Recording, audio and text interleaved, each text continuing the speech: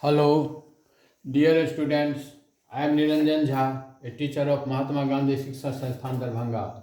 This time I am going to teach the students of class 8. This is subject science and chapter 6. The name of this chapter is Combustion and Flame. Combustion and Flame. Today is the sixth day on this chapter. We have read many things related with this chapter, and we have also discussed many concepts. What is combustion? What are the conditions necessary for combustion? And then we have discussed what are the importance of combustion.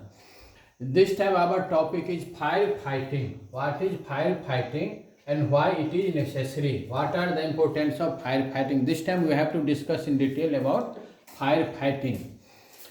The first of all, there is a simple definition. The process of controlling and extinguishing unwanted fire is called firefighting.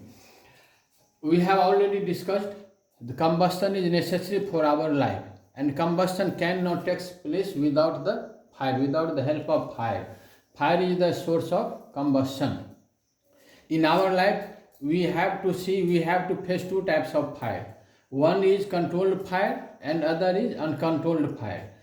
Controlled fire is very necessary for our life. For example, when fire is in the oven, which is used for cooking, that is an example of controlled fire. Sometimes, due to many reasons, fire becomes uncontrolled. Fire caught in large area. What is uncontrolled fire? Uncontrolled fire means when fire catch in unwanted area or unwanted substance starting burning, then that type of fire is known as uncontrolled fire. Due to different reasons, for example, kitchen fire or blasting of the LPG cylinder, electric fire due to electric short circuit or any other reasons, fire catch in the house, in the office or at any place, and then it becomes uncontrolled. It spread in large area and then it becomes very devastating. Uncontrolled fire is very devastating and it causes lots of damage of life and property. Every year, a large amount of life and damage becomes spoiled every year. So always we should try to keep fire in control. Fire is necessary and at the same time it is also very devastating for our life. Now, how we can control fire? What is firefighting? I have discussed what is firefighting. The process of controlling and extinguishing unwanted fire is called firefighting. If we extinguish wanted fire, useful fire, that is not fire extinguisher, that is not firefighting. But if we extinguish unwanted fire, then that is known as firefighting. Now, what are the principles of firefighting? Students, we have already discussed three conditions are necessary for combustion. And what are these three conditions? Fuel. Fuel means presence of combustible substances. Other condition is supply of oxygen. This is fire triangle. Supply of oxygen. And the third condition is ignition temperature. If all these three conditions will be present, then fire takes place, then combustion takes place. If any one or more conditions will not be fulfilled, then fire cannot take place or then combustion cannot take place. On the basis of these three conditions, the principle of fire extinguisher depend. The principle of fire extinguisher depend on the fact if one or more than one conditions will be removed, then fire will get extinguished. Clear? On which basis the principles of fire extinguishing depend?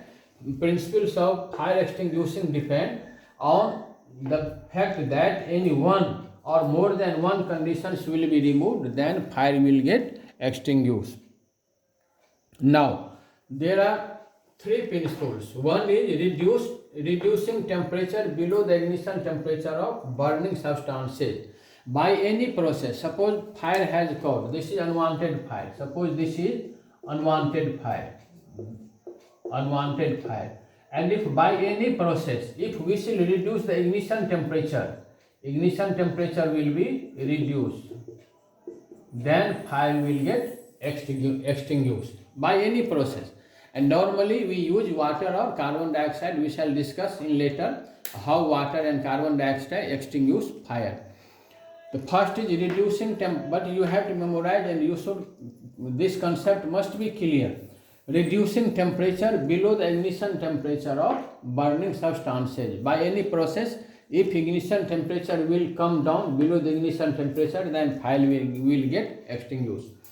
Second principle is cutting off the air supply to burning substances. Here, in first principle, we have removed one side, ignition temperature has reduced, fire will get extinguished.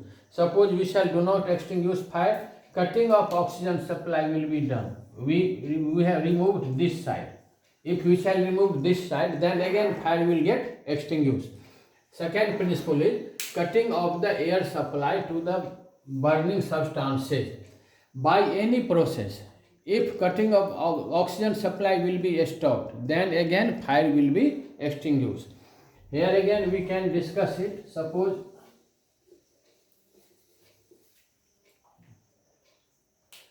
this is fire. Here fire has caught. This is the combustible substances and fire is burning. If we shall cover it by any process, oxygen is coming from outside. Oxygen is coming from atmosphere. If by any process it will cover, it will do not get oxygen, then what will happen? After some time it will get extinguished. Then second principle is on the same basis, cutting off the air supply to the burning substances. By any method, if supply of oxygen will be stopped, then fire will get extinguished. Third is the removal of combustible substances. Combustible substances or fuel is also necessary for fire to take place. What will happen if suppose fire has taken place at any place, fire has taken out. If by any process we shall remove combustible substances, then what we see? If combustible substances will be removed, then again fire will get extinguished. The third principle is removal of combustible substances. Suppose fire has caught here. Fire has caught here, and these are the another substances. There are many combustible substances near the fire. Then what will happen if fire is at a small area? If fire is on a small scale or a small area, then we can remove these substances. What will be done? We shall remove these combustible substances, and when the combustible substances will be no there, then after burning of these substances, fire will get automatically extinguished. But this method can be applied. This method is useful only when fire is on a smaller scale, or when fire is at the a smaller scale, then we can do. But this method is not always suitable, because it is not possible to remove all the combustible substances of the house, building, office or anywhere. And second thing, entire building is made of combustible substances. So this is a principle, but this is not always useful. All the fire extinguishers work on the principle 1 and 2, reducing temperature below ignition temperature of burning substances, and second, cutting off the air supply to the burning substances. These two principles are important, and fire extinguisher will work on the basis of these two principles. In the next video, we shall discuss about the fire extinguishers. Thanks.